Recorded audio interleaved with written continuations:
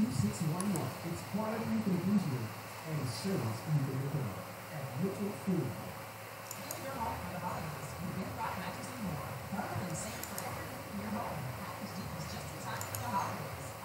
Hello, Jamila.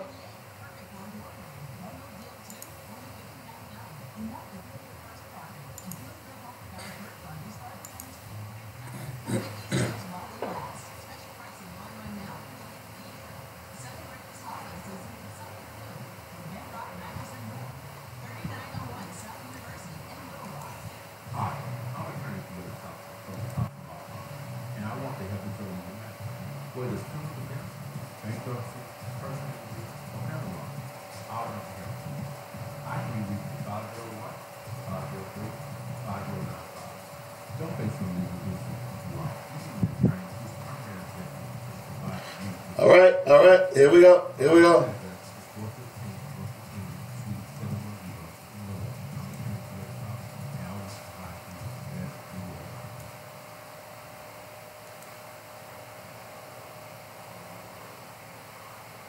The views and opinions expressed today on Black Focus Radio are not the views and opinions of the station, its management, or its advertisers.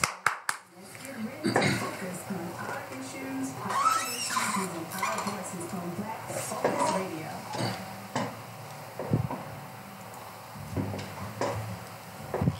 Welcome to Black Focus, the show defined our community in mind, where we focus on our issues, developing our solutions, using our voices. Central Arkansas, surrounding areas, and the nation. Black Focus starts right now. Phone lines open at 855-525-5683.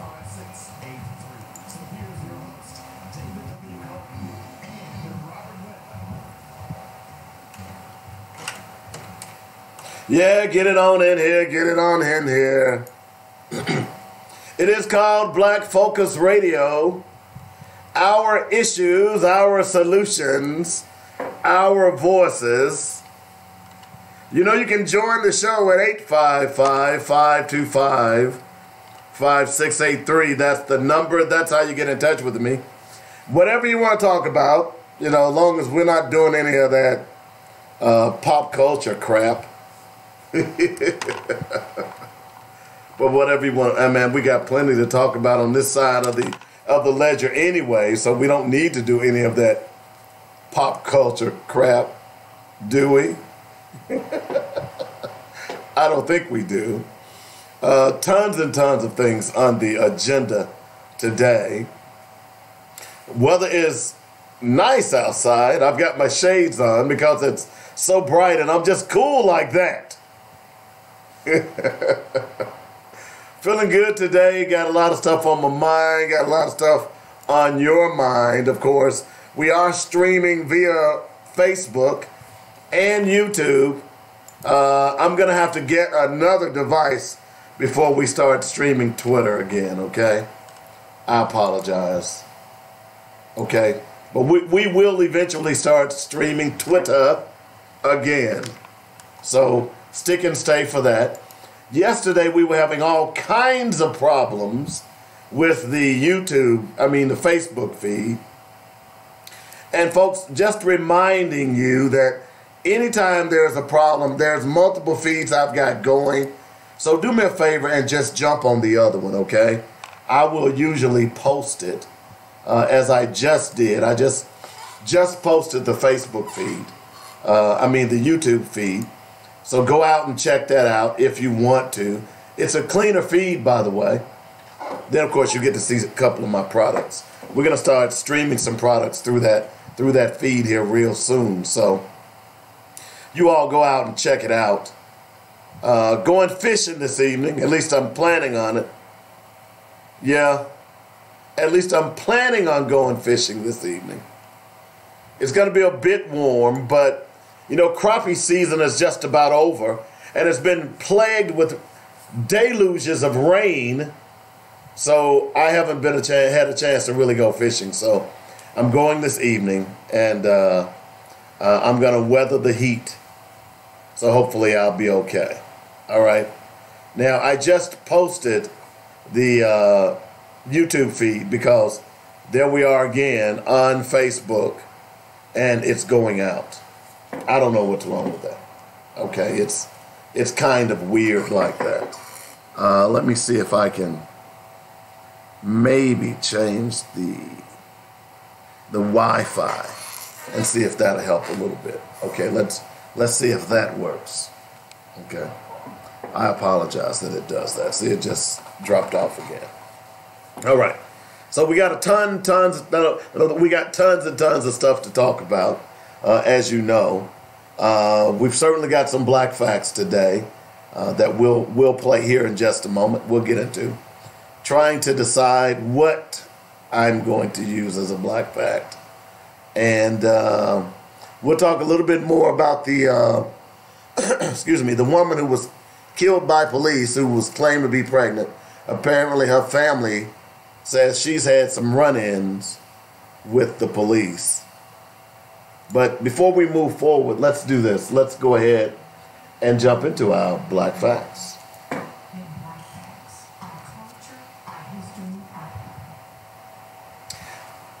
Well, today's black fact is about our anthems.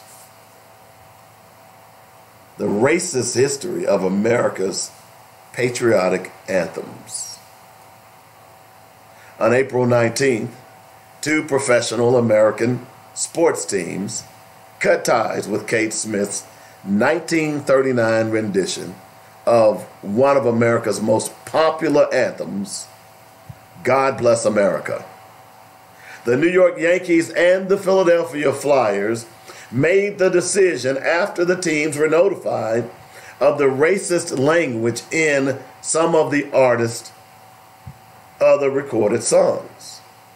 Previously, God Bless America had been played during the 7th inning stretch at Yankees games since the attacks of 9/11, and before Flyers games since 1969.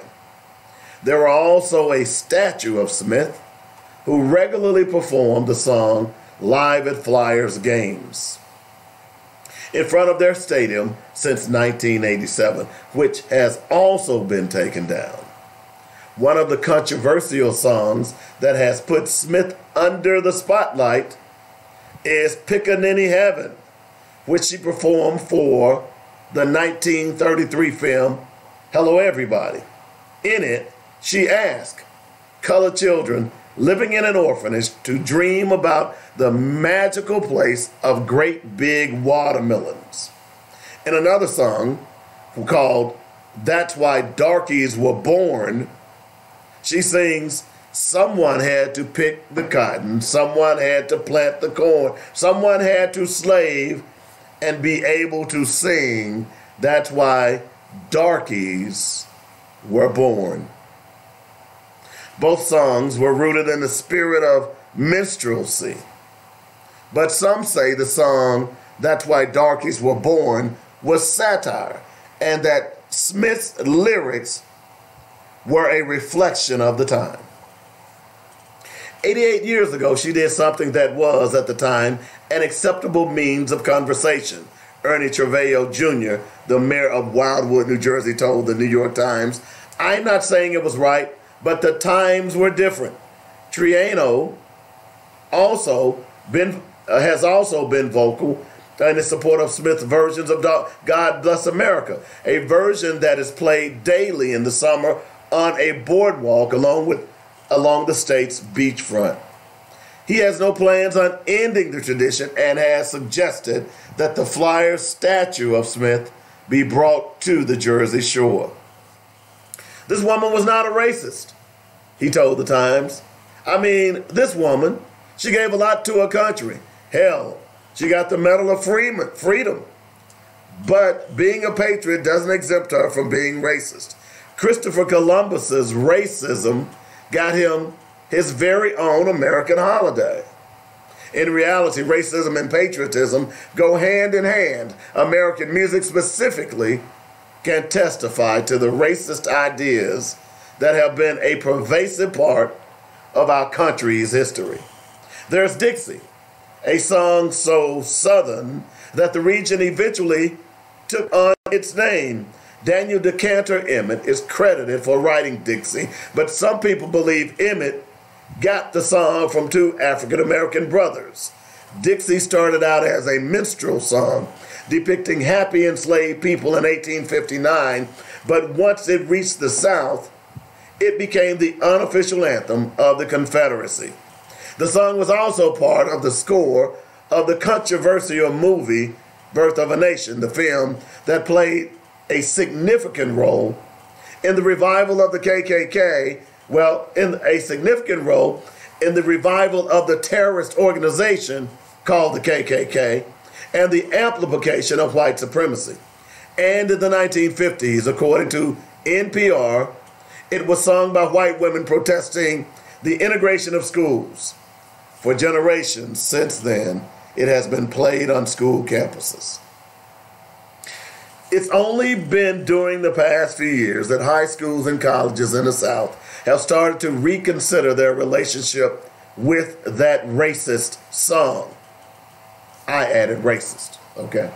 Still, letting go of the Southern anthem hasn't been supported by everyone. In 2009, when the University of Mississippi attempted to stop playing another Dixie-related song from Dixie with Love due to fans chanting "The South Will Rise Again" as it played, a group of the terrorist organization from the KKK members responded by holding a rally.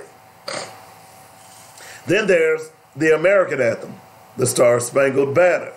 It was written by a slave-owning Washington lawyer, Francis Scott Key, who referred to African Americans as a distinct and inferior race of people, which all experience proves to be the greatest evil that afflicts the community.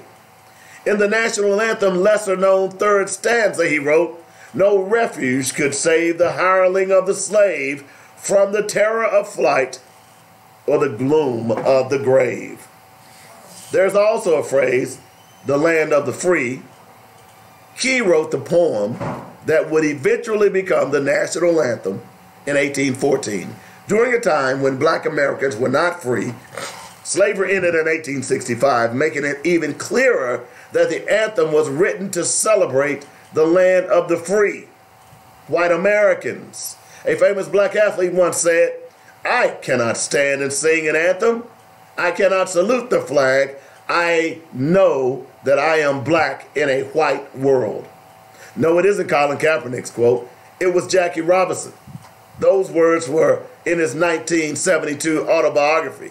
Kaepernick and Roberson aren't anomalies for tackling the anthem's key role in the reconciliation of what it means to be black in America. At the 1968 Olympics, Tommy Smith and John Carlos famously held up their fist during the national anthem. In 1959 at the Pan Am Games, Rose Robertson is believed to have been the first black athlete to refuse to stand for the national anthem. Their struggle speaks of the concept of double consciousness, described by W.E.B. Du Bois in 1867. In an essay for The Atlantic, Du Bois wrote, "One feels his two-ness, an American, a Negro, two souls, two thoughts, two unreconciled strivings, two warring ideas in one black body, whose dogged strength alone keeps it from being torn asunder." Double consciousness, that two-ness, is still a very real concept, and figures like Kaepernick have been reminding our country of it for years. Even for songs that have no ties with problematic historic figures and aren't blatantly racist with hidden stanzas, the picturesque portrait of America those songs paint doesn't align with the black experience, which is filled with mass incarceration, cruel and unjust murders, and policies put in place to continue the American tradition of systematic oppression. Patriotism is defined as love for or devotion to one's country. As black people, we're expected to shut up and sing those songs that for so long declared and celebrated freedom specifically excluded us. Freedom that in 2019 still doesn't feel applicable to us. People like Mayor Tronio, who in the name of tradition and patriotism continue to defend the racist behavior of historic figures by referencing what was acceptable at the time, are a problem, as those figures are. Just because racist behavior was widely accepted among white people doesn't make that behavior right. Slavery was widely accepted for years. Does it make it less egregious? Once we know better, we have a responsibility to do better. If we don't, we're complicit in the continuation of racist traditions and the behaviors that have been upheld in America since the first colonizers arrived. And that's our Black Fact for today. Keep listening to Black Focus Radio for more dynamic Black facts, our culture, our history, our people. I'm JoannaRadio.com. By the way, that piece was written by Jalila Nasheed. She wrote that piece in Teen Vogue. Excellent, excellent piece. Now, you know why? No, I don't stand for the national anthem. No, I don't sing God Bless America, because America doesn't bless me as a black man. That was just a wonderful, wonderful piece. And the quote by W.E.B. Du Bois. Let me just read that again, that two-ness, because we all feel it. We all have it. That two-ness, that double consciousness of being black and living in a white world. Now, as I get back to that quote, one thing I want you all to do, if you live in the Little Rock area, I'm going to give you a phone number, because there is a local show that starts every show at 6 o'clock off with John Wayne saying the Pledge of Allegiance. Now, if you want to say the Pledge of Allegiance, by all means you can, but it shouldn't be led by John Wayne, who is an avowed white supremacist. Now, before I move on, let me just give you some fact, because I know many of you, particularly in my age group, grew up with John Wayne, the cowboy. You know, the no-holds-barred military soldier. He was the icon of American patriotism. But John Wayne was a racist. And I don't think John Wayne should be opening up any show with the Pledge of Allegiance. So I'm going to give you this number to this station. Okay? And I want you to call them and ask for the program director, and ask the program director, why do they open up every show with the white supremacist? Now you're saying John Wayne is a white supremacist?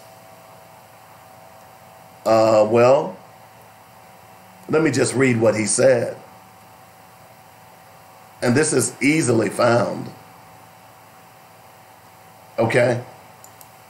This is easily found. By the way, it was in 1971 in a Playboy magazine. John Wayne says, I believe in white supremacy. We can all of a sudden go back down on our knees and turn everything over to the leadership of the blacks. This is John Wayne, folks. Hello? So yeah, John Wayne is a racist.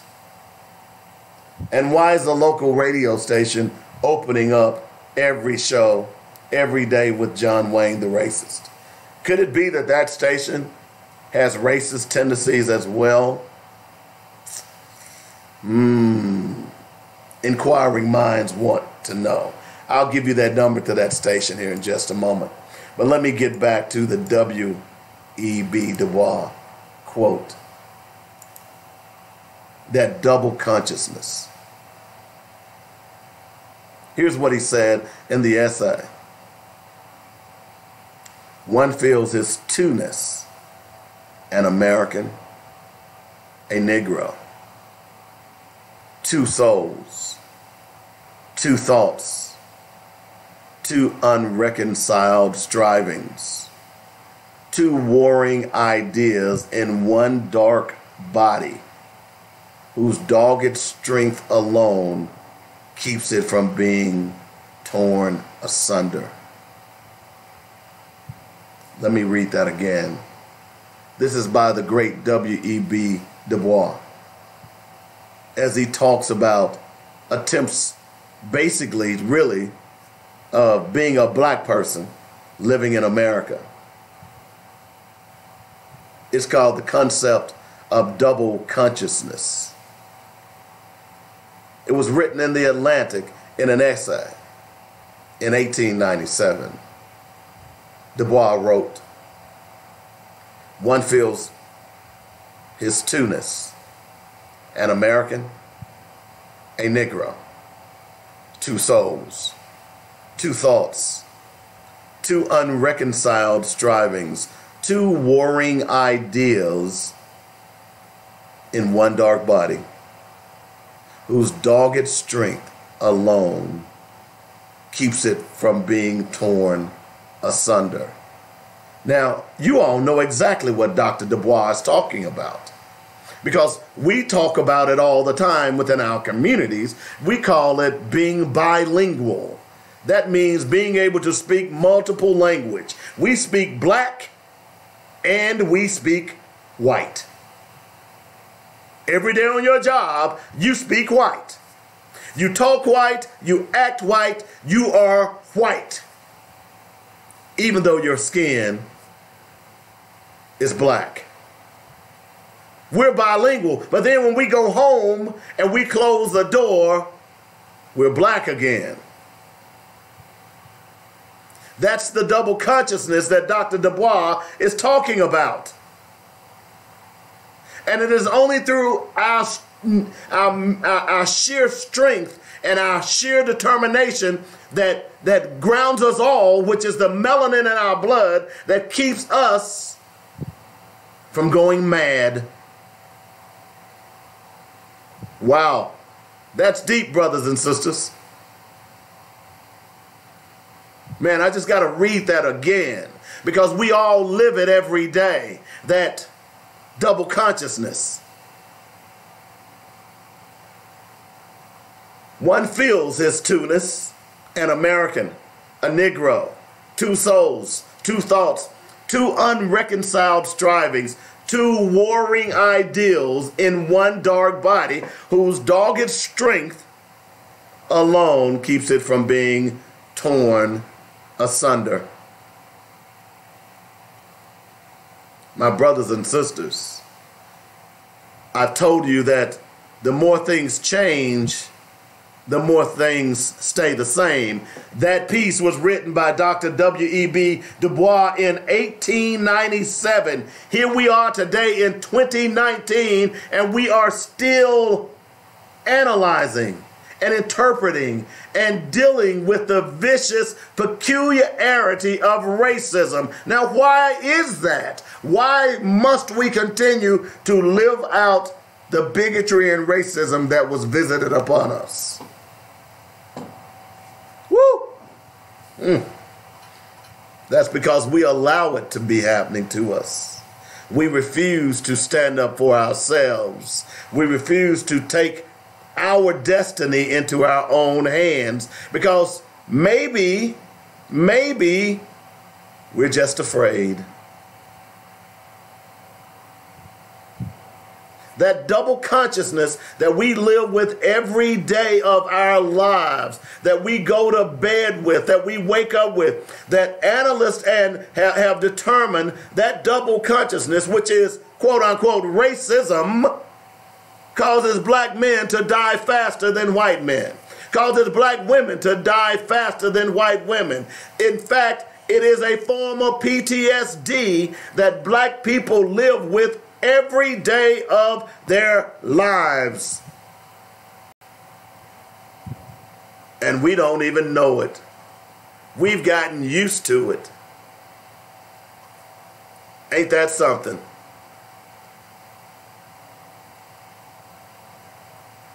Whew. Man, sometimes the black facts that get me going, man. This one right here has me going because I have no problem sitting down when the national anthem is played. In fact, I was doing it long before Colin Kaepernick even started.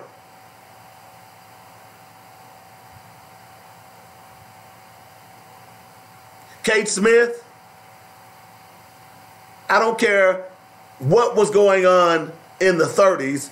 If you were participating in racist activities, you were racist. That's almost like looking at the pictures, we've all seen them, of black men being hung, black men being burned at the stake, and white people standing around cheesing for the cameras, and they say, oh, we were just there watching. We had nothing to do with it.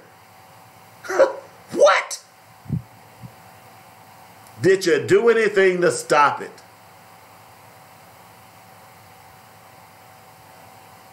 (855-525-5683) is the number. That's how you get in touch with me. By the way, if you want to read this article on Teen Vogue by the dynamic young lady, Jamila Nasheed, please do so. I don't feel sorry for Kate Smith. I don't feel sorry for Francis Scott Key or Christopher Columbus. I don't feel sorry for any one of those who participated in racist activities and then expect me to forgive them because my ancestors died at the backs of their whips. And my people today still continues to suffer from that long and peculiar institution you called slavery. So before I move on, let me just give you 19 other people that were racist and you didn't know it. Yeah, Greg Collin did speak up. But you know what? It wouldn't have happened the way it did had black people stood with Colin Kaepernick. You see, we've got a history of this country of allowing black people to stick their necks out for us, and then we don't support them. Ku Klux Klan stick their necks out, and they got all kinds of white folks supporting them. Killer cops killing black people, they getting all kinds of money in all kinds of ways, checks and GoFundMe, you name it. But a black man go through hell, and black people don't even support him. Here's Walt Disney. Did y'all know Walt Disney was a racist? Walt Disney is a man behind the Disney Corporation and the person who brought us to beloved characters. Early Disney movies also had a lot of racism embedded in them. From Dumbo's Crows to The Song of the South, a film so racist, the company has forever locked it away in its vault. Disney himself was known to make offhanded racist remarks, including using the N-word and phrases like pickaninny.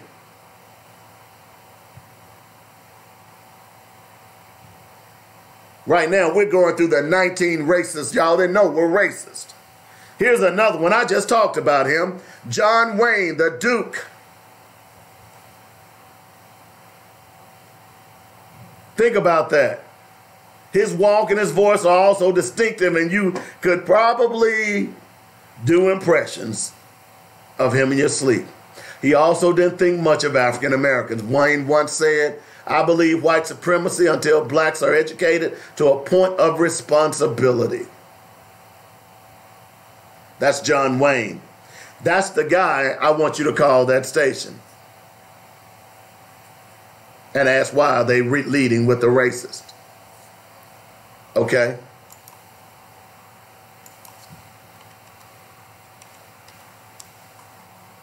The next one is Albert Einstein. Oh, man, no, not Albert, man. Not Albert. Yeah, Albert Einstein was a racist. In his diaries, he described both Chinese and Indians as filthy after being in both countries only briefly. He didn't have great things to say about Japanese or Palestinians either. What's weird about this is Einstein, late in his life, an extremely vocal opponent of segregation, and maintained close ties with African American community. Sometimes people are racist against certain groups while being totally fine with others. Mahatma Gandhi, the man who freed India from the yoke of British oppression through peaceful resistance. Gandhi is widely regarded around the world as a hero for his refusal of to advocate non-peaceful measures as a means to revolution. He also really didn't like Africans. Gandhi lived in South Africa for a time. It's where he developed his activism philosophies and repeatedly wrote about the inherent inferiority of Kafirs, an extremely derogatory term for the native South Africans. Gandhi had a lot of weird stuff going on, but this is probably the least known of it. I've been telling you all for years, if you've been listening to this show, that Gandhi was a racist. Apparently, Dr. King didn't know that. That's why you need to know who your people are. Winston Churchill. Okay. In addition to being a racist as anything towards Indians, he also made this quote: "I do not admit that a great wrong has been done to the Reds, Indians in America, or the black people of Australia by the fact that a stronger race, a higher grade race, has come in and taken its place." That's your boy, Winston Churchill. Let's see who are some other interesting people on here.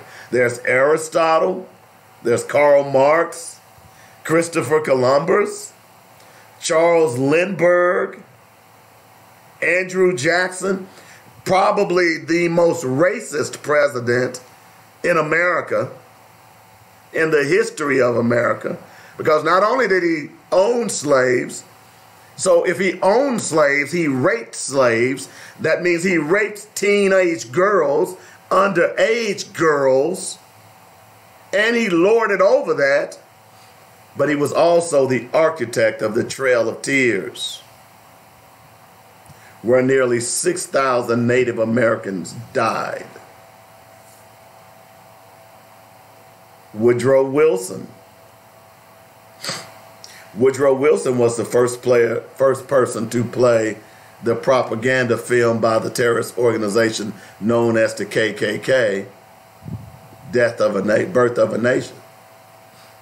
You know, what he wasn't so forward-thinking on, anything race-related. He hated black people, and Private Wilson advocated not just segregation, but strongly supported the terrorist organization called the KKK, the Ku Klux Klan, even holding a viewing party for the terrorist organization's propaganda film in the White House. He also said he regretted the outcome of the Civil War. Excuse me. J. Edgar Hoover. We know, look, all you got to do is go and read the FBI versus Martin Luther King Jr., and you'll get a pretty good idea just how racist J. Edgar Hoover was, not just toward Martin Luther King, but all black people. Okay? The head of the FBI. You also get a pretty good idea of how the FBI attempted to infiltrate and destroy Dr. King. Thomas Jefferson is another one. Okay? He signed the Declaration of Independence, but he was an inveterate racist. Jefferson considered free blacks to be pests in society and basically con his way out of using his deceased friend's money. He also had been put in charge with the intention to use it to free slaves for its intended purpose. Oh, there was also the part that he fathered children from, well, let's just say he raped Sally Hemings. Henry Ford. You know, there's a neat story about Henry Ford. Did you know that it was George Washington Carver who helped Henry Ford come up with the idea of the assembly line? Did y'all know that? Because from what I understand, he and Carver were pretty good friends or associates for a time. And it was George Washington Carver who helped him develop his assembly line for Fords. Martin Luther? Oh, no, not Martin Luther. I'm not saying Martin Luther King. I'm saying Martin Luther. Now, why is this important? Okay? Why is this important? Why is it important? Richard Nixon is on this list too. But let me just read this about Martin Luther, because I think it's important for you to understand why racism is so embedded in American society, why racism is so embedded in religion. Here we go. The father of Protestantism. Martin Luther stood up against excesses of the Catholic Church in the 16th century and is known for the nailing of 95 theses to a cathedral door in 1517. For this, he was unsurprisingly excommunicated. Man, did Martin Luther hate the Jews. He referred to them as a base, whoring people, that is, no people of God. And their boast of lineage, circumcision, and law must be accounted as filth. And said they were full of the devil's feces, which they wallow in like swine. This was also the guy who ate his own leavings. Seriously. So it's not all that shocking. He was dumb about multiple things. Martin Luther, the father of modern Protestantism that some of you all worship. The man ate his own stuff. Boy, history is something, ain't it? T.S. Eliot, the famed author. Bobby Fischer, whom I was a big fan of, but was an avowed racist. James Watson. Rupert Kipling. We knew, did y'all take a kid to see the Jungle Book? Huh?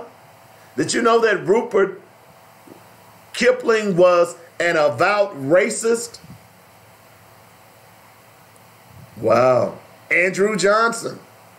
Jesse Helms. Susan B. Anthony. King Leopold II of Belgium. George Wallace.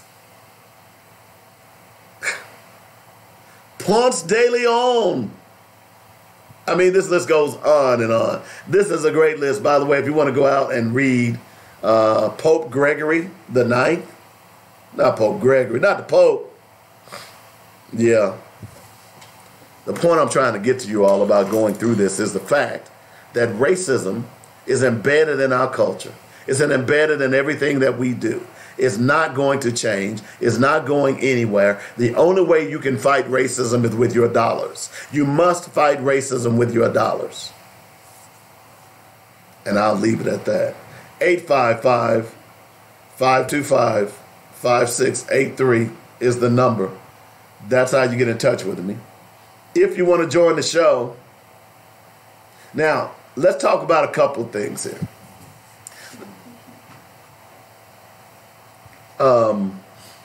Officer Johnny Gilbert. I got to know Officer Johnny Gilbert when I first got back to Little Rock.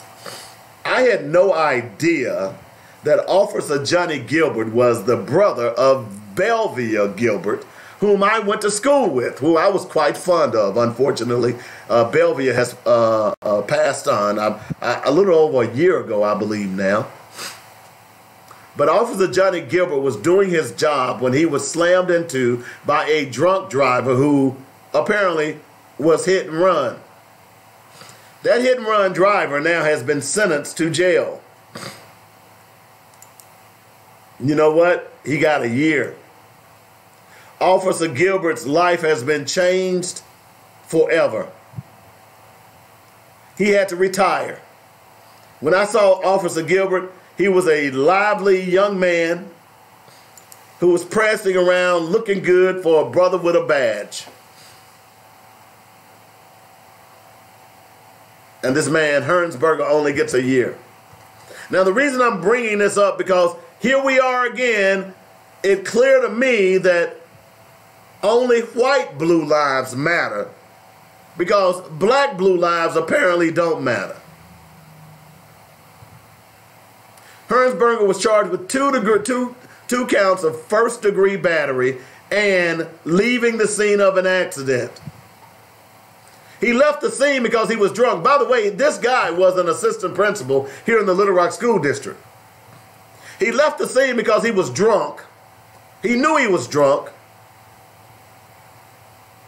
And he was only convicted of first-degree battery and leaving the scene of an accident. He gets 1 year in prison. Where Officer Gilbert almost lost his life. A friend of mine. This guy's a piece of crap. This justice system is a piece of crap. Because I would argue, based on information that we've seen around this country, based on information that we've seen right here in Little Rock, that had this been a white officer that had been slammed into and nearly killed by a black motorist, and that black motorist left the scene of an accident, this white officer, that black motorist, would be getting more than a year in jail.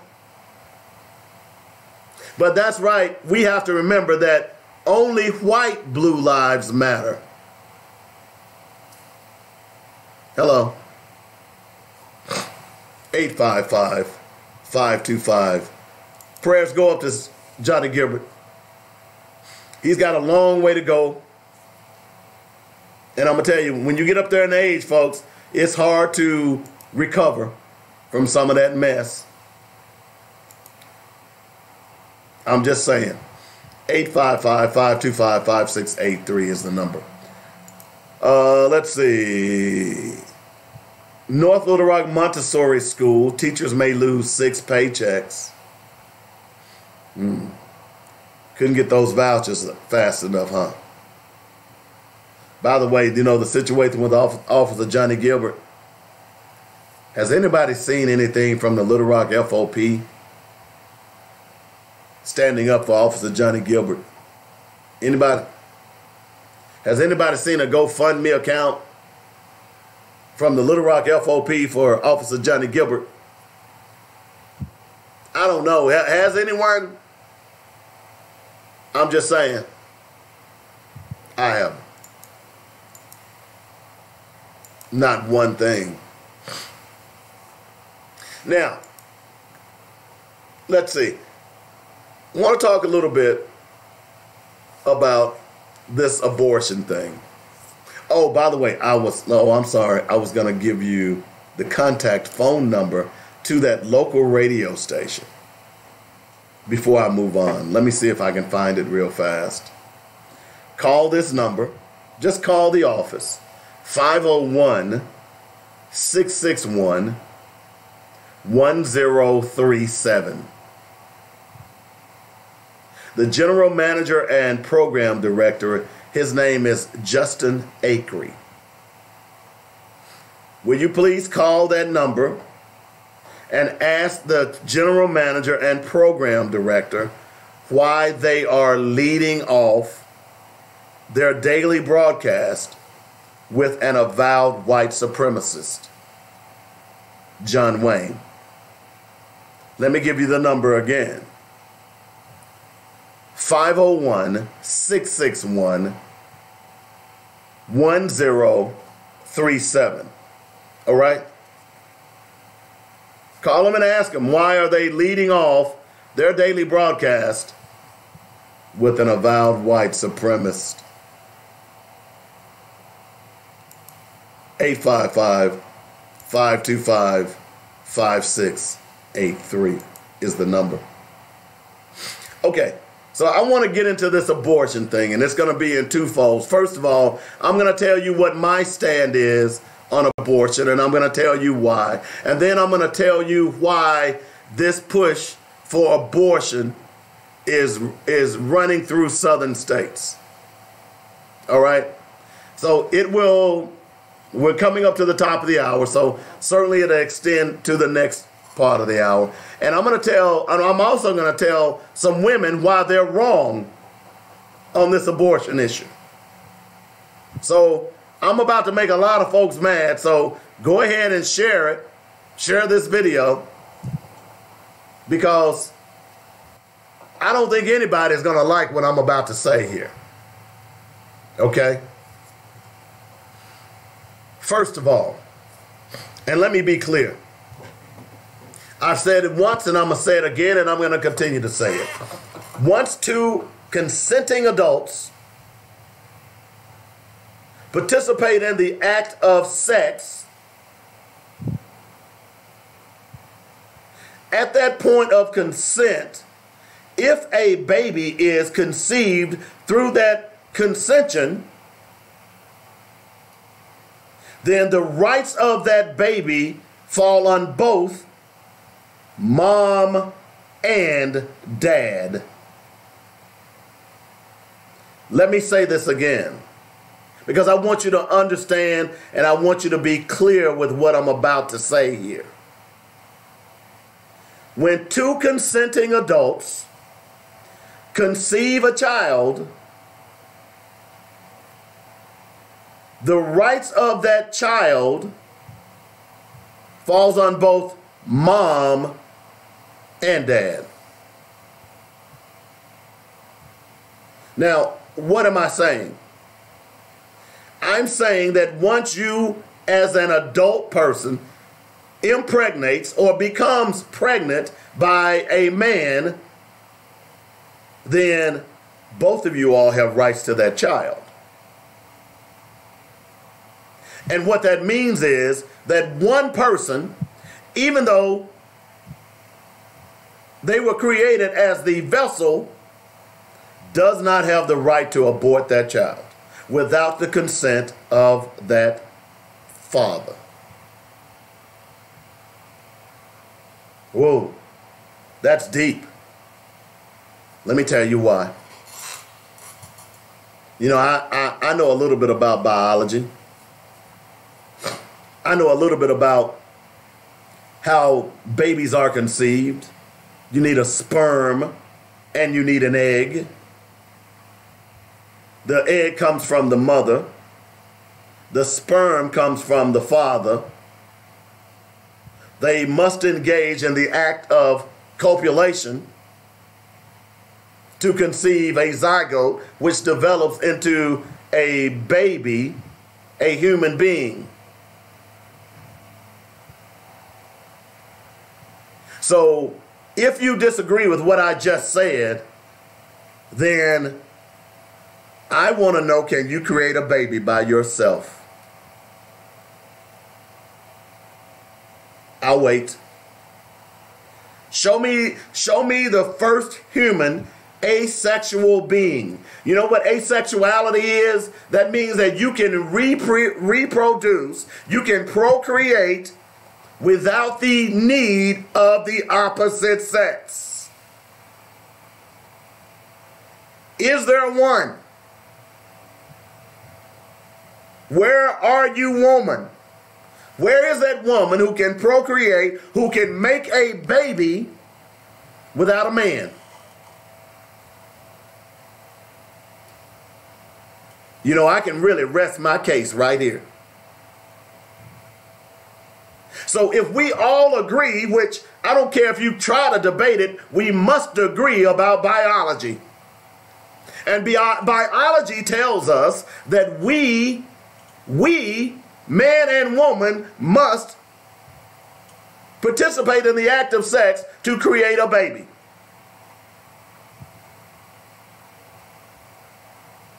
Now, the baby is growing in the woman, and she says, I have all rights to this baby. Wait a minute. Did you make that baby by yourself?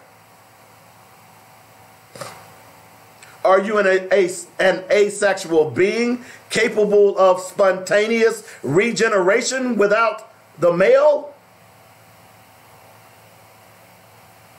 If you cannot answer yes to that question, then you are not the sole responsibility for that baby. You don't have the right to terminate that baby without the consent of the father. End of story. You can try to argue one way or the other. You can argue that, oh, well, I'm the one that's carrying it. I'm the one that's getting the stretch marks. But you know what? That argument is specious at best. Because if you want to claim physicality, physiology, because I'm a woman, I can or I can't, then why can't men claim the same thing when it comes to becoming doctors or lawyers or anything else that women have been denied being for decades? What about some of these physical jobs like police officers and firemen? Because I think, no offense to female police officers, but I tend to believe that I could probably whoop a female police officer. Not that I want to try. Don't take that the wrong way. But because of my physicality, I'm 250 pounds. I have very large hands. I just need one blow. That's why I laugh at some of these new movies that are coming out where all these women are beating up on these men. Physically, it's not possible, but it's Hollywood.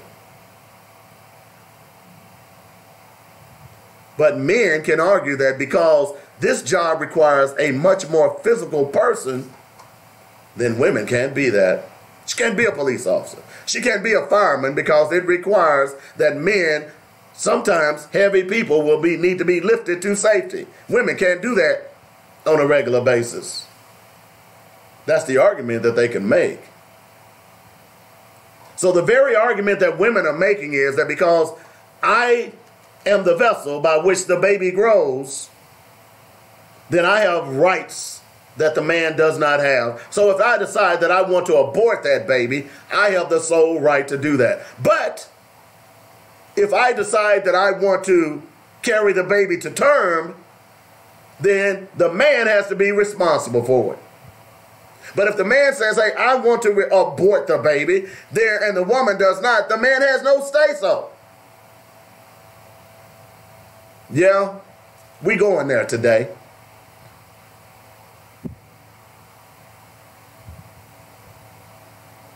So my problem with abortion is that it is one-sided. When you participate in sexual activity, you know the potential is that you could become pregnant by that man that you participated with. And at that point, you give up all of your individual rights because a baby is now conceived. And now you have invited the rights of two other people, the father and that baby. You don't have the right to decide whether that baby is brought to term, even though it's growing in your body. You don't have that right, sisters. And it's so, how do they call it? It's so female toxic, this female toxicity that's going on now as it relates to these new abortion bills. Now, let me be clear with you. I am not for them. But I'm hearing women say, well, we ought to withhold sex. If a man masturbates, he's committing murder. How stupid can you be? Yes, I said it. We know the Republican Party is stupid. So you want to lay down in that mud with them? Is that what I understand? Is that what we're doing now? I refuse to.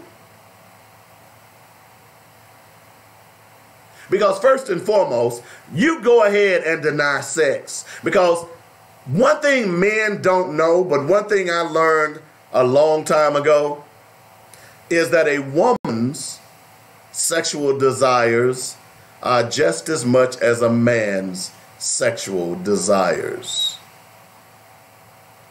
Hello? The only difference in the two is that men are taught to chase. Women are taught to withhold. That's the only difference. But physiology speaking, the sexual desires of a man are the same as that of a woman. Hello? So Janelle Monáe, who I love to death, who I just found out that my favorite star, Lupita Nyong'o, is gay, who's dating Janelle Monáe, who I love both of them women, recently said that women ought to withhold sex from men. Also, Alyssa Milano was another one that said women ought to withhold sex from men. What is that going to do? Because just as you all are withholding sex from men, there's some horny little women out there who ain't going to withhold nothing. Nothing. Because you know why? You all forget your biology, right? You know that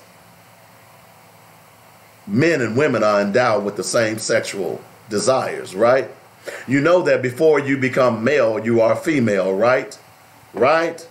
Nothing changes from the time that you're in the womb and you develop female genitalia as opposed to man genitalia, as far as your physiology is concerned. Hello? Well, we grown folks here. We talking, this is adult stuff here, right? We talking adult stuff here. Because if we want to solve this abortion problem, we've got to stop pandering. We've got to stop this one-sidedness that is going on. Because if I impregnate you, and maybe you don't like me, we just had a fling that night. This happens. We had a fling. You don't really want to marry me. You just wanted to get some. Right? Women do this all the time, just like men. You get pregnant. You say, hey, I don't like the guy, so I'm going to abort his baby. The guy says, whoa, wait a minute. I didn't know I could, I didn't know I could impregnate a woman. I want my child. The woman says, well, it's my body. I'm going to abort it. The man has no rights. Hello? But then the man says, wait a minute, I don't want the child. I didn't want nothing to do with you anyway. It wasn't nothing but a fling. She's mad. She said, well, I'm going to make him pay for this child. I'm carrying the baby to term. Man has no rights. So before you get me on your anti-abortion or pro-life or pro-choice bandwagon, I want to talk about fathers' rights as it relates to aborting a baby. Because as I said, once you have consensual sex and you give up your rights in consensual sex and a baby is conceived, that child has inalienable rights just like the father. The father's rights should not be diminished because the mother carries that child in the womb. You can snap your fingers now. I don't care if you're mad at me. You know I'm right. Until you can conceive a child on your own, unless you went to a sperm bank and got artificially inseminated, and guess what? Even if you do that, guess what you still need? You still need a man's sperm to get you pregnant. So you can't have a baby by yourself. So who the hell are you to determine when a baby can be aborted and when a baby can't be aborted?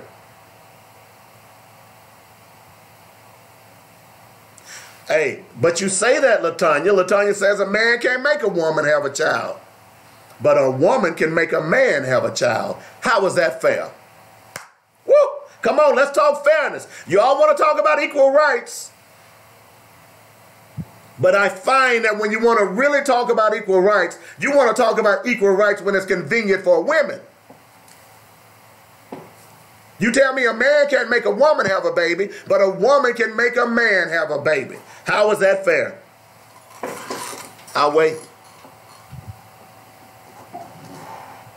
So that's where I stand on this abortion issue. Until it's equalized, because I'm sorry, if you don't want to have a baby, don't be knocking boots.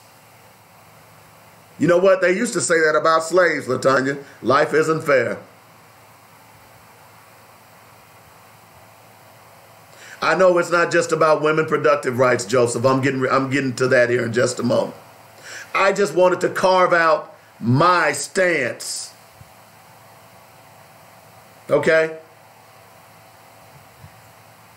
I'm getting to that in just a moment, Joseph. You're jumping the gun here.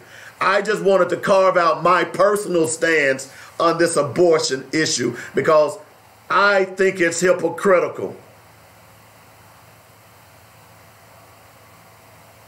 I think it's hypocritical. At the point that you lay down with me and you become pregnant, you have given up your rights. They are now shared rights with the father, the mother, and the child.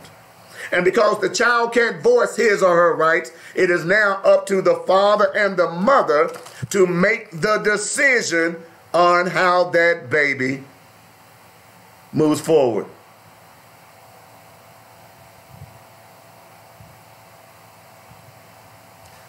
You can call me up, Angel, if you think I'm wrong. I'm just simply saying that if you and I make love to one another, we understand, you know, a few, but not the majority. We understand that the potential for you to become pregnant is there. Even with science, even with birth control, even with condoms, things happen. Nature has a way, as I borrow a line from Jurassic Park. So at that point that we engage in adult activities, sex, and a baby is conceived, it is then that both parents should have rights to that baby, even though one parent is carrying the baby inside of her. She should not have the right to decide if that baby comes to term or not. What if dad wants the baby and she doesn't?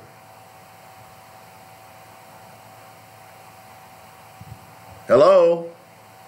See, this is the argument that we ought to have. See, this is what I told Republicans 20 years ago in Tennessee. I told them, I said, you all are fighting this abortion issue all wrong. All you have to do is alienate the rights of fathers, and this abortion issue will go away. And not only that, unwanted pregnancies will go away. Now you're saying, well, why would that happen? Well, here's the thing. If women knew that I'm going to lose this child and may potentially have to pay child support to the father, she's probably going to think twice before she lays down with that Negro. She's going to think twice. Do I really want to lay down with this guy, the guy that I like, but I don't want to marry and take a chance on having a baby by him? Do I really want to do that? And you know what? The guy's going to do the same thing. All of a sudden, you have self-imposed birth control. I'm just being real today, folks. You don't have to agree with me, but if you sit around and you think about it, what I'm saying makes absolutely all kinds of sense. Because a lot of these women are carrying these babies to terms because Mr. Charlie got a good job. What would happen if fathers were forced to take care of the children, not just through child support, but through regular support? I bet these daddies will quit having these babies. It's called being practical. It's called being practical. So no, I don't agree with abortion the way it is right now. I don't think a woman should have the right to determine whether or not my baby is being brought to term. I'm just being real. Because you know what? It's my baby too. And I'm sorry that you don't like me anymore, but it's my baby too. You know what? My organization is called I Love My Children Too. And if you don't want to have my baby, I'm sorry. Give me my baby, I'll move on.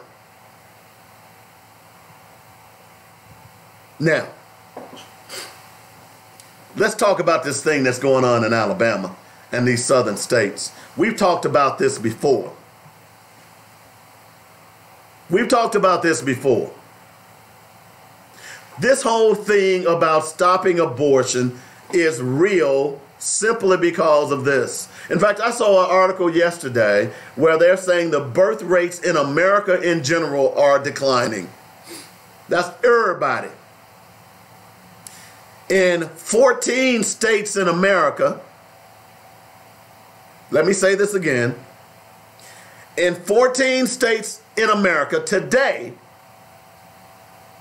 more whites are dying than are being born. Do you all understand the implications of that, right? Let's take two pitchers of water. I'm gonna dip water out of one pitcher and not refill it. I'm gonna dip water out the pitcher B and I'll refill it with a dropper. Pitcher A is not being refilled. What's going to eventually happen to pitcher A? It's pretty simple. Pitcher A is going to be empty. Pitcher B, although it's not being refilled at the same rate as it's being used, it will eventually always maintain some type of water. Okay? So what's going on here? You know, we've talked about Dr. Frances Cress Welsing and white genetic annihilation. We talked a lot about it last week. We talked a lot about why the slave owners and the terrorist organization called the KKK would castrate black men. It was about their power. It wasn't about the size. It was about the power that their genitalia held. I told you last week that if you killed off every black man in the world, that one black man could repopulate the entire earth with black people. And eventually, through evolution, black people will once again become dominant. If you did that with a white man, they would become extinct in about 100 years. This is called genetics, folks. Now, why am I talking about this again? I think it's important for us to understand. Dr. Welsing understood what white genetic annihilation was all about. You heard me talk about Woodrow Wilson. In A Birth of a Nation, the first film that was shown by the terrorist organization called the KKK in the White House, this was about race mixing. They did not want their children, their daughters, mixing with white men because they understood genetics.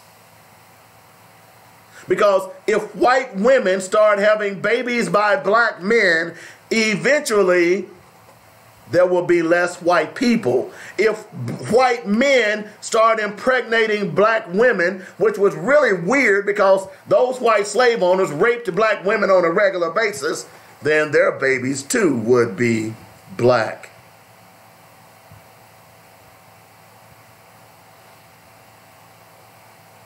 That's called white genetic annihilation. White people understood it. White people have known about it for years, for decades. Black people have no clue of what's going on. So this thing about abortion, directly ties to that. Because in 14 states, there are less white people being born than there are dying. In 4 states, white people are already the minorities in 4 states in America. Y'all follow me? So this abortion battle has nothing to do with them caring about an unborn child. This has everything to do with their fear of white genetic annihilation. That's a fact, Jack. That's not something I'm making up. Let me just go to this article by the Huffington Post. Because see, you all, when I say things like this, y'all think, oh, see, there you go again. He's crazy. Yep, he's got the tinfoil hat on. Yep, he's crazy. You all know I do my homework, right? You all know I do my fact. If this is the first time you listening to this show, you must know, and going forward, as you listen going forward, that I do my homework. I love this show. I would not put out any false information purposely. So according to the Huffington Post, this article was dated 5/15/2019, which means yesterday. Alabama's abortion bill is great news for white supremacists. Now, why would this bill be a great news for white supremacists? Well, let's read the article, Dave. It's written by Andy Campbell, a white guy. It starts off, these racists believe the white race faces extinction, and any measure that forces white women to have more babies is a victory. Yeah, I am crazy, Jack. I'll be the first. I got 13 personalities. So if you mess with me, I'll kill you and I'll call myself crazy. Okay. Many white supremacists subscribe to the bogus conspiracy theory that white people are going extinct due to migration and failing birth rates among white women. To them, the strict abortion bill that passed the Alabama Senate on Tuesday, which aims to challenge a woman's constitutional right to choose to end a pregnancy, represents a huge victory in their effort to propagate the white race. Praise God, wrote Gabe, founder of Andrew Torba, in a post on social media site for white supremacists and neo-Nazis just minutes after the bill passed. Great news for the future children of America, I would say, another said. It's only fair that we make it illegal for whites only. Y'all get that, right? Here's a Congressman, Steve King. Wilders understand that culture and demographics are our destiny. We can't restore our civilization with somebody else's babies. Y'all get this, right? You all understand now, right? That this you all running around talking about you pro-life, you black people. You should be pro-life. But I don't mean from a political sense of the words. Y'all are running around carrying the water for these white racists, these white supremacists, because genetics is real. Dominant and recessive is real. The black gene, that thing called melanin, see this stuff right here? That stuff right there, that which they hate, that which they despise, that which they give themselves cancer to get, it's the dominant gene. It has nothing to do with anything else except basic biology. It is the dominant gene. And nature has a way. And nature is playing itself out right before our very eyes. The dominant gene is taking over. And that's, ladies and gentlemen, why they're trying to stop abortion. Don't have to believe me. But just in case you don't know, I may not be around, but in 2042, in mere 20 years, the United States, for the first time in its history, will be predominantly brown-skinned people. People from the diaspora. Whites will be in a minority. This is why Donald Trump was elected. It had nothing to do with anything else except white people understanding what's about to happen in this country, where they will be a minority. This is why they're trying to stack the courts. This is why the Republican Party is approving judges that don't even have the qualifications to be judges, long as they vote Republican on Republican issues. That's where this is all about. This is what ALEC is all about. This is what the NRA is all about. This is what the criminal justice system is all about. White genetic annihilation. It is real.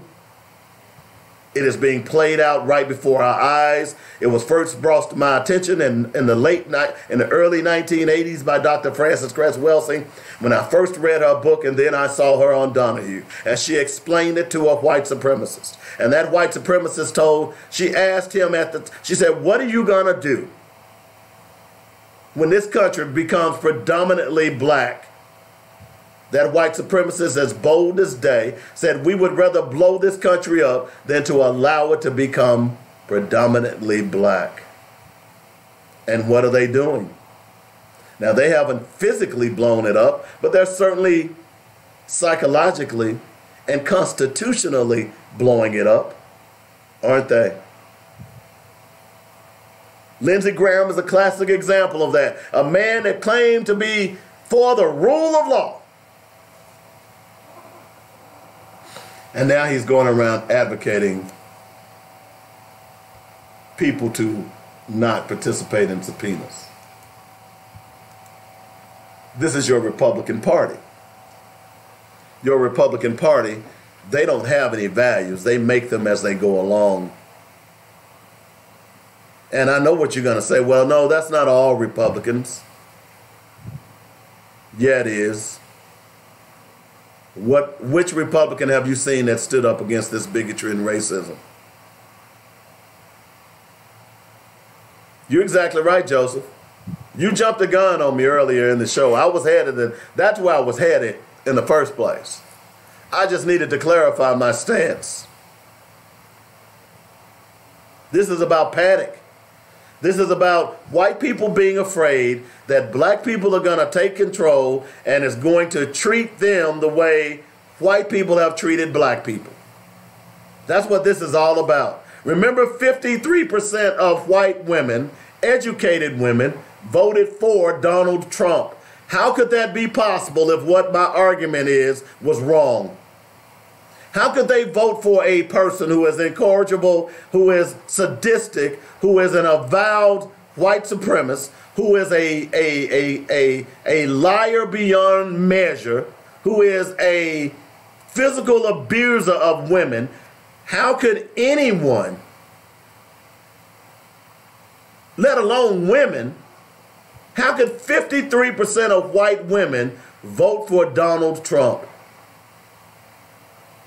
if there wasn't some type of underlying issue? See, the white media is not going to talk about this. You know, the white media want to find every other reason why they're doing this, why they're voting for Trump, but they don't want to examine the real reason, and it's racism. It's fear. It's fear. Look, every time a black man gets on an elevator with a little white woman, there's fear. In fact, their men fear us. You're right, LaTanya. It comes down to being loyal to their men. No matter how bad they treat us, no matter how much they say they can rape their wives, when it comes to the ballot box, they stick together. They stick together. And that's what has happened. This real talk here, folks. So as I said last week and as I say today, while black people are praying and playing, white people are plotting and planning. They've been plotting this for decades, folks. ALEC has been around over 25 years. The takeover of the steakhouses has been in the works for over 25 years. Did you all not know this? Did the Democratic Party not know this? Well, the Democratic Party doesn't really have to be concerned, because at the end of the day, who runs the Democratic Party? White folks.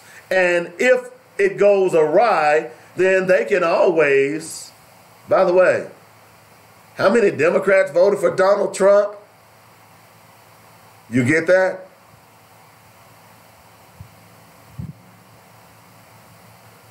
(855-525-5683) is the number. We need to go out and take a break. It's called Black Focus Radio. Our issues, our solutions, our voices. I'd like to hear your comments. I'll get a chance to read some of them in the break as well on joynetradio.com.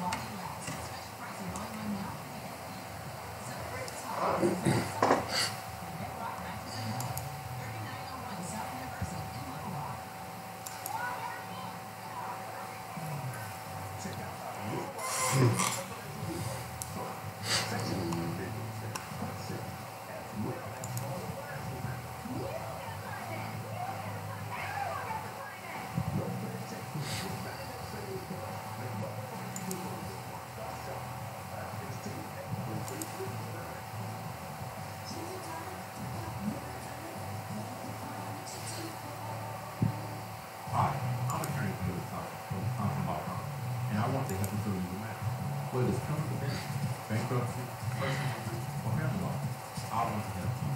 I can reach 501-503-5095. Don't make sure you do this one. You need an attorney whose primary objective is to provide you with the best legal advice. Our office address is 415 Suite 7 West in Lowell. I'm attorney to your office, and I want to provide you with the best legal advice.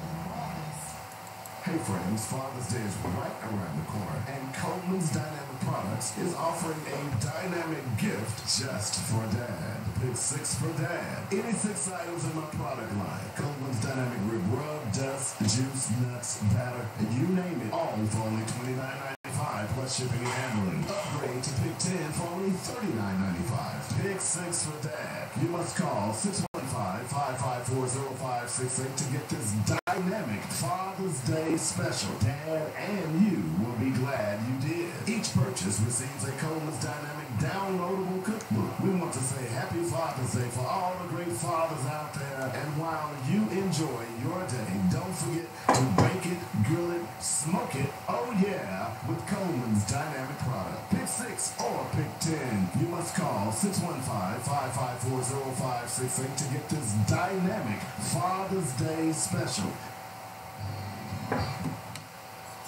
All right, welcome back to the show. You just heard a spot I just cut a while back for Father's Day. Let me just quickly tell you what it's all about. All right, so it's a pick 6 or a pick 10. So the pick 6, you can take 6 of my items, whatever they are, and give it to your father for a Father's Day gift. It comes in a nice little gift box. It's called Coleman's Dynamic Gift Box. 6 of those items. You can use Rib Rub, Rib Dust, rib juice, rib batter, rib nuts, rib mix. Any of the 6 items that I have on my in my product line, you can put in this box, and it's only $29.95. All right. You can also do what is called a pick 10, where you can pick 10 items, any 10 items. And here's why that's important, because I have hot and spice and original rib nuts and rib rub, hot and spice. Let's see, scorching rib rub, rib nuts. So there's plenty of stuff you can choose. Now the pick 10 is $39.95. The only way you can get this deal is you have to call me at 615-554-0568. It's called the Pick 6, Pick 10 Father's Day Package. You have to call me. It's not on the website. This is done strictly for Joynet Radio listeners and my Facebook followers.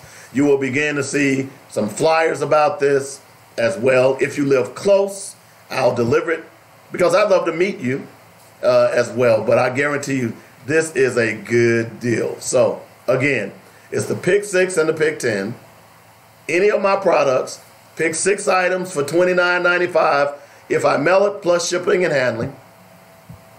$39.95 if you pick 10 items plus shipping and handling. And you can pick any of the items inside of my product line. Here's the other thing I didn't tell you.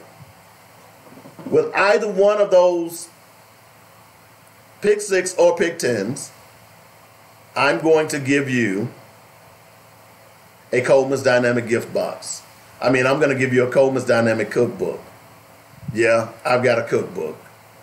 And it'll have all my little recipes in there, all the things that you can make with Coleman's Dynamic products in the cookbook.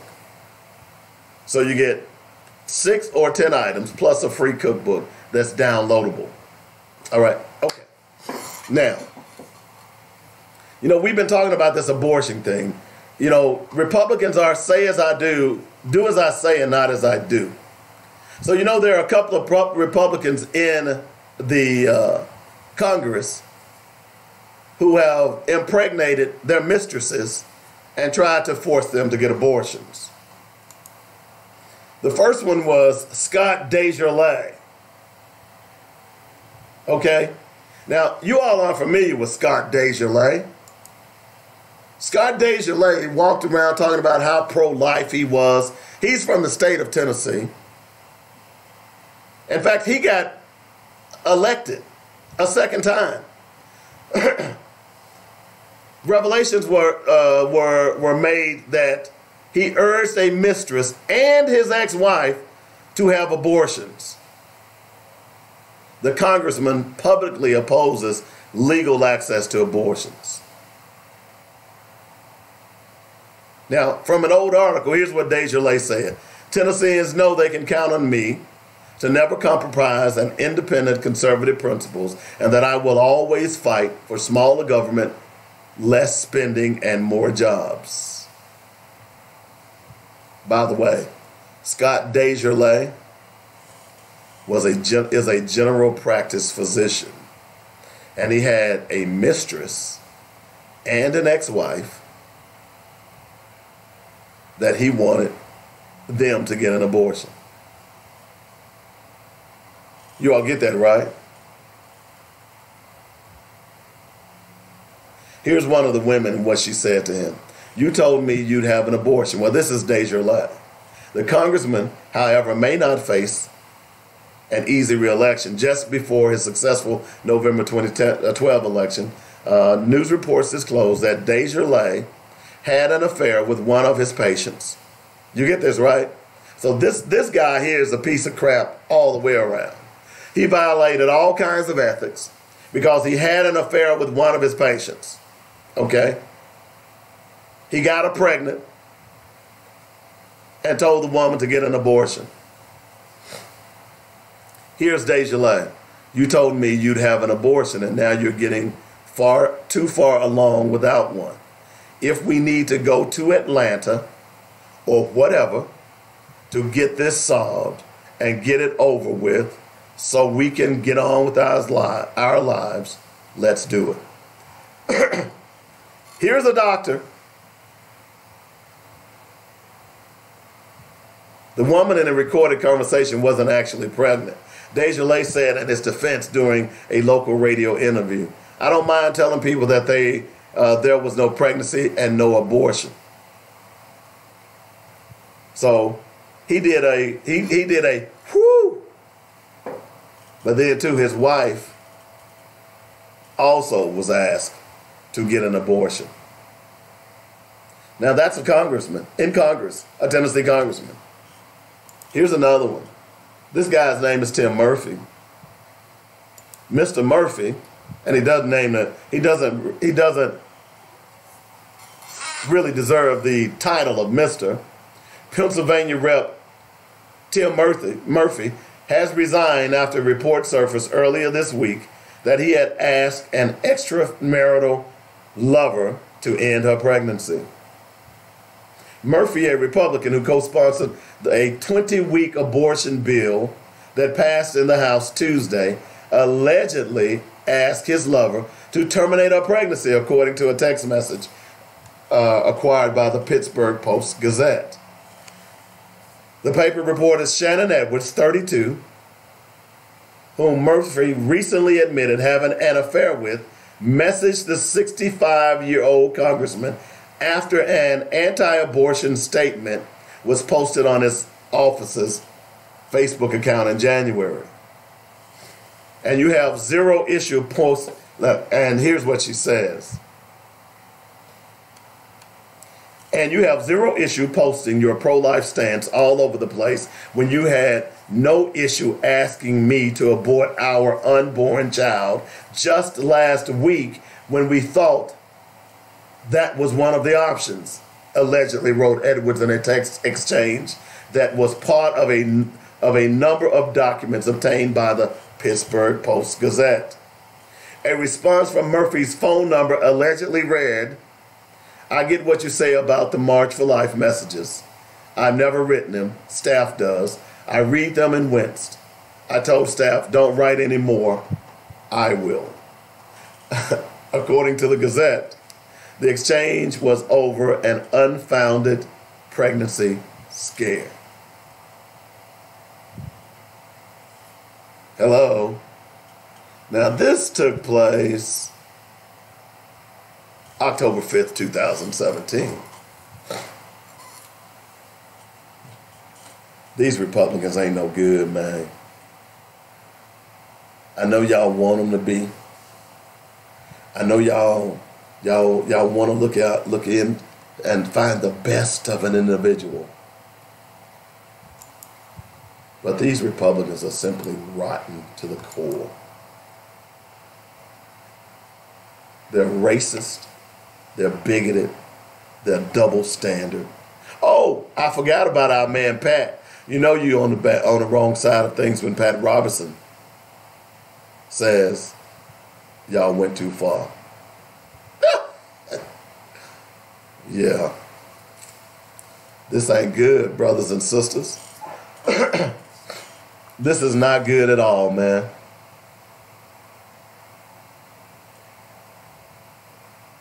I'm just saying.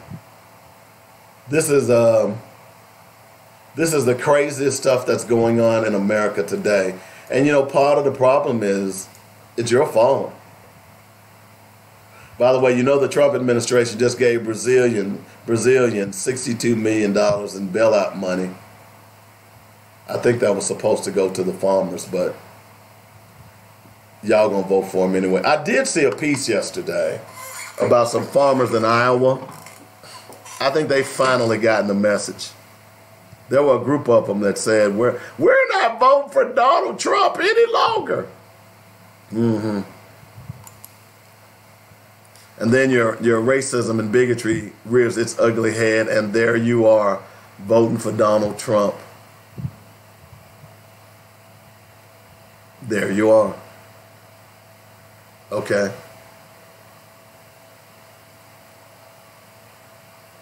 So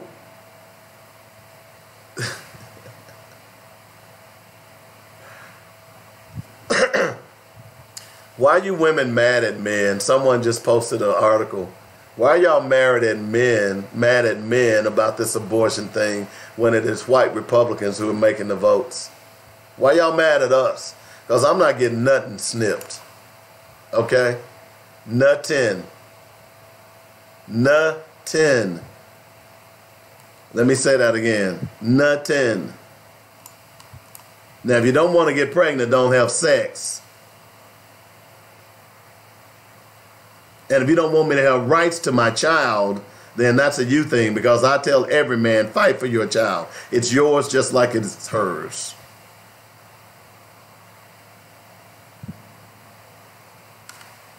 (855-525). And no, I don't support abortion. I don't support your right to choose over my child. I don't support your right to kill my child when I want my child to be born. And I'm very passionate about this, and I'll tell you why. If you hadn't figured out, it happened to me years ago. Yep, me and a young lady participated in fornicating. She became pregnant. She wanted to go and pursue a career in the military.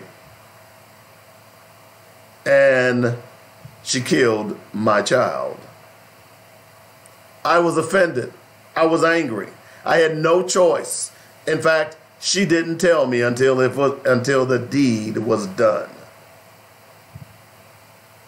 This was a long time ago.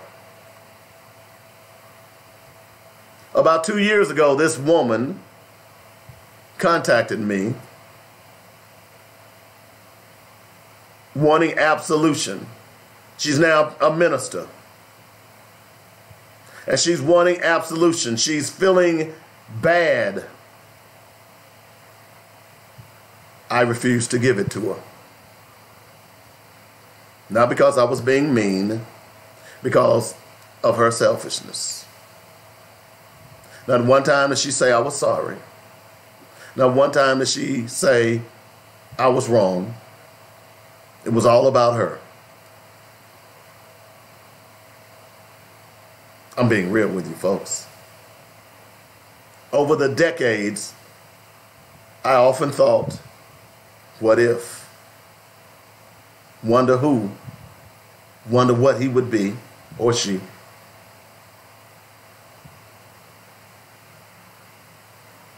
I then sent her pictures of my kids today. My two beautiful and wonderful kids. Because somewhere down that list, she decided that I wouldn't make a great father. Who the hell are you to decide? I could have argued that you wouldn't have made a great mother. And if I juxtapose my children with your children, I think I'd win that one. So yeah, this is personal to me. It's your body, but that baby inside of you is half mine. And I have a right to that child. I have a right to see that child grow. Don't blame me because God blessed you with the womb. Let me say that again. Because all of y'all are running around here talking about how holy and Christian you are. Then you get upset because God blessed you with the womb.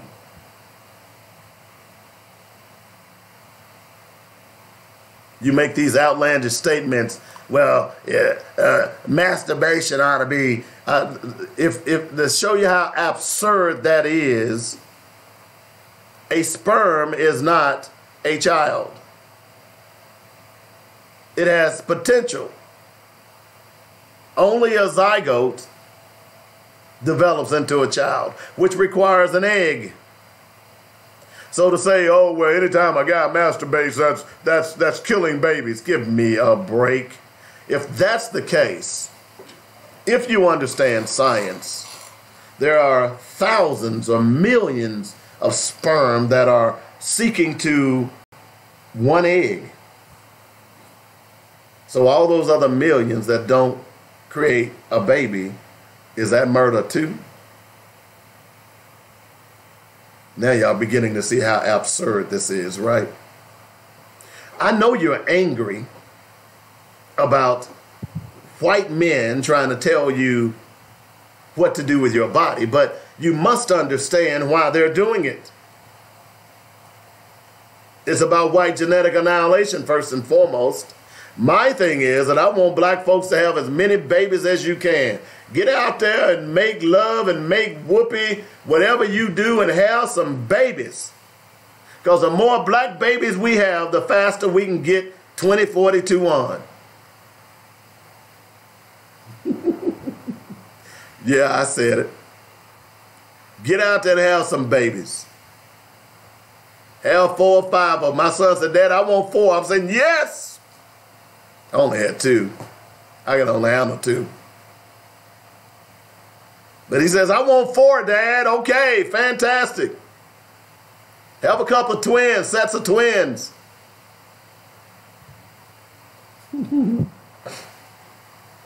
Have as many babies as you can, because we need to move forward this white genetic annihilation. Maybe white people do need to see what it's like to be a minority, because maybe then you will never seek to do this again. In fact, you will never do it again. All right, one other note, one other topic I want to cover before I get out of here. And I'll tell you what, let's take a quick break. When we come back, I want to talk about Elizabeth Warren. Because I'm going to be totally honest with you. I think Elizabeth Warren is the best candidate for president. That's just me. We'll be back in a moment. You're listening to Black Focus Radio on JoyNetRadio.com.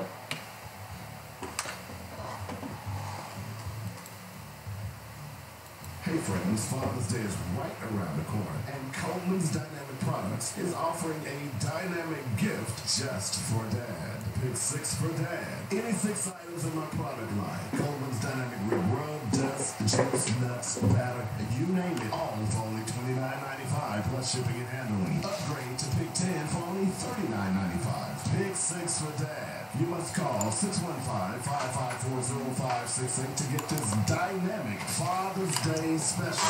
That's what you know I agree with. We'll be glad you Agree with me. Oh.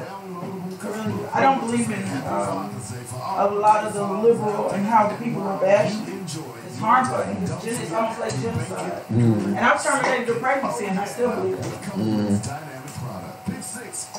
Well, We don't think about freedom. I talk about this a lot. Like in my Bible study, of how sometimes our liberal views kill our generational legacy and lineage. This gets crazy. Several people I know shared this post when the lady in Alabama, was it Alabama? Alabama that just signed the legislation. yeah.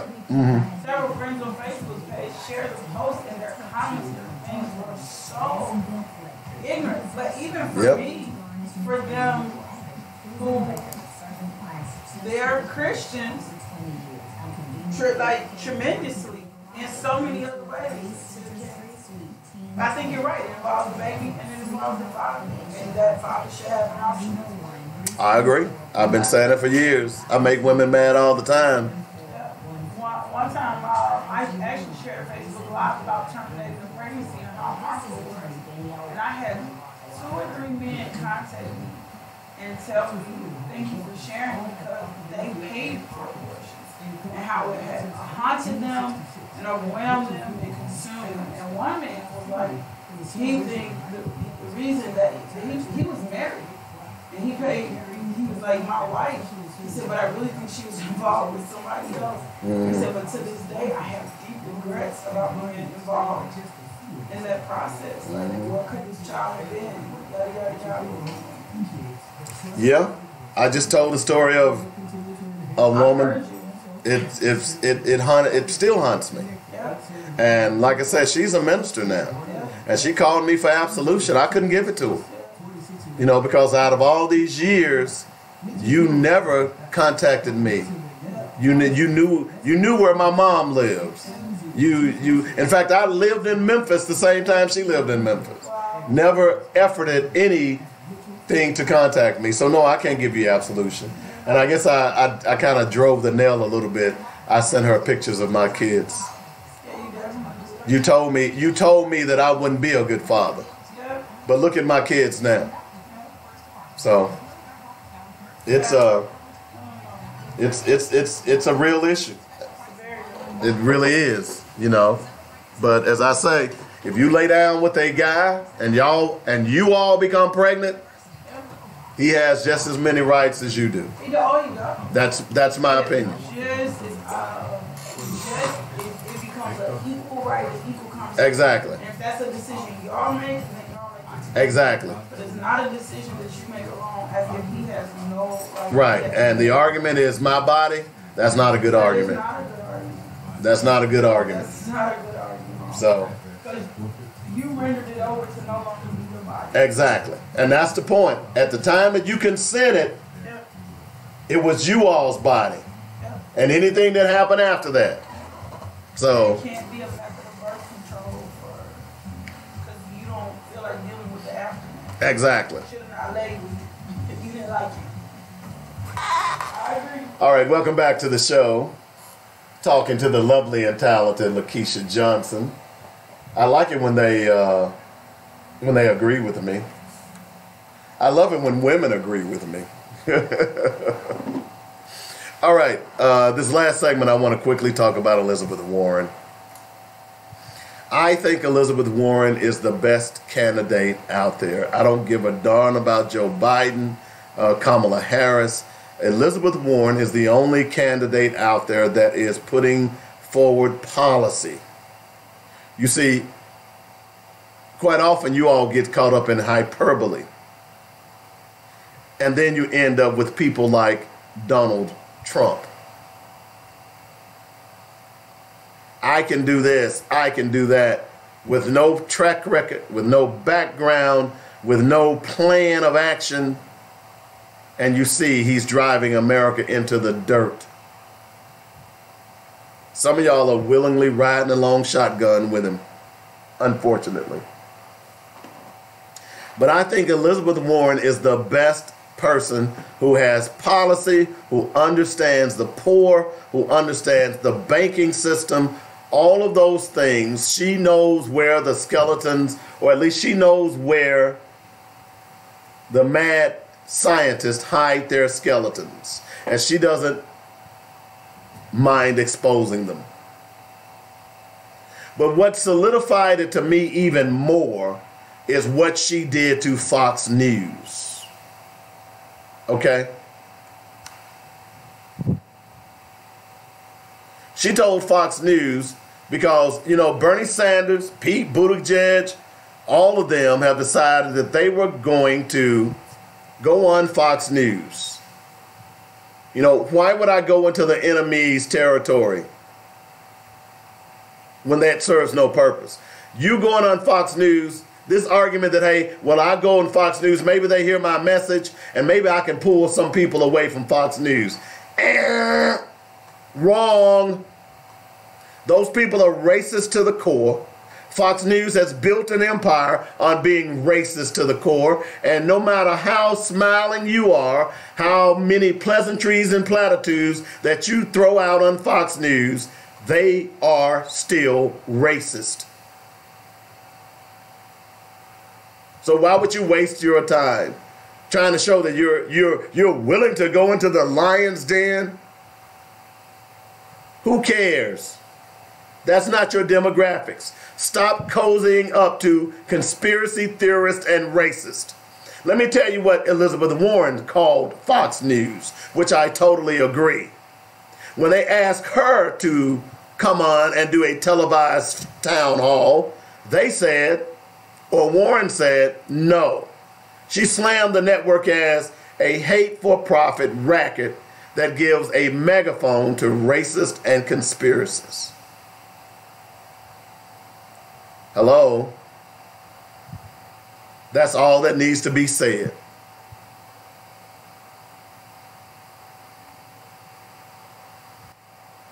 That's all that needs to be said. You were not proving anything as a presidential candidate going on Fox News. We already know what Fox News is. Fox News is state-run television for the President of the United States. It is not fair and balanced. It is not fair and neutral. It is one-sided, and it pushes the right-wing, red-wing, Proud Boys racist agenda every day that it's on the air. And it might have an hour of programming of regular news. It might. But its slant will always be right-wing government radio. Many of you all don't know about World War II. And, you know, they would, I forgot the late Tokyo Jane, was it? That during the battles in the Guadalcanal and in the area of the Pacific, they would broadcast via radio this woman telling the soldiers, American soldiers, to quit, to give up. Tokyo Rose, I believe that was her name. That was state-run radio. That was propaganda. She would say things like, the war was over. Okay? When it really wasn't. Hoping that American soldiers would get frustrated and homesick. In fact, I'm sitting here now going out the History Channel. How Tokyo Rose became World War II's most notorious propagandist. That's what Fox News is. They're propagandists. They don't deal in fact. They deal in innuendo. They deal in racism, coded words. And here's why I know this. Because for a long time, I would get up every Sunday morning. I would watch NBC, Meet the Press. I would watch CBS, Face the Nation. And I would watch Fox News. I've forgotten what their news story was. And then I'd watch PBS. And it was fascinating to see the difference in Fox News. And because I'm in journalism, I didn't mind, and I like some others cannot, I can wade through the muck and the mire to get out what I need. But it got to and Juan Williams at the time was on Fox News. And at one point I was a big fan of Juan Williams. But after watching him bend over backwards to cajole and console the racism that went on Fox News, I could no longer support Juan Williams. Eventually, I had to stop watching Fox News altogether. Even Chris Wallace, who claims to be a legitimate journalist, began to wade into the conspiracy theorist. Now he's trying to make a living that he's legitimate all over again. So for Elizabeth Warren to tell Fox News to call it like they are, I applaud her. And I'm going to look a little cross-eyed. Look, you are making no points. You are scoring no points by going on Fox News. I mean, what's the purpose? And Elizabeth Warren basically said what she needed to say. She is the best person for the job. She has policy. She's putting forward policy papers. She's talking about the issues that affect everyday Americans every day. No, it doesn't sound rosy. No, it doesn't get you standing on your feet. But at this point, Aren't you tired of standing on your feet for presidents who do nothing? That includes Barack Obama, by the way. He did nothing for the black community. Hate to hurt your feelings, but that's a fact, Jack. Neither did Bill Clinton. In fact, none of these presidents have done nothing for the black community. It's been pleasantries and platitudes and symbolism, and that's about it.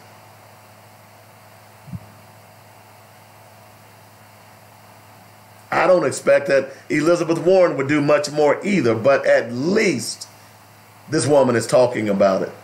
At least this woman is talking about reparations. At least this woman is talking about the high death rates of black women giving birth. Hello? No other candidate dares to broach those subjects. Now, I will tell you this. None of these candidates are perfect.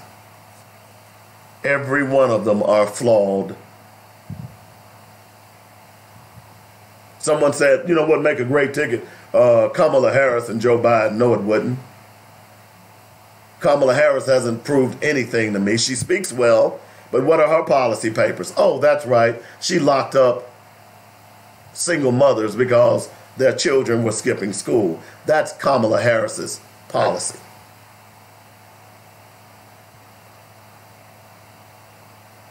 Joe Biden, what did he do? Nothing.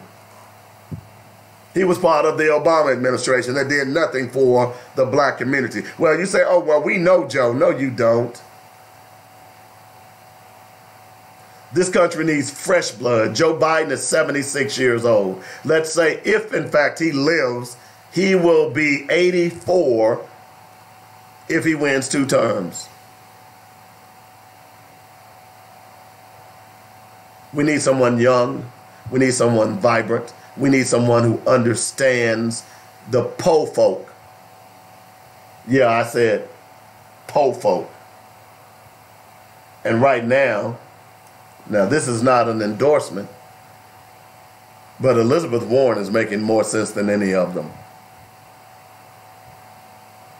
That's just my 2 cents. Got to get out of here. Tomorrow, don't forget the book list. We'll go over 2 more books. And we'll begin to post the ones that we've covered so far. I hope you enjoyed the show. I'm on the way out to the lake. I got to go get some fishing in today. Bought me a new lure. Better catch something. Hope you do too. And I hope there's a cure. Y'all have a great day.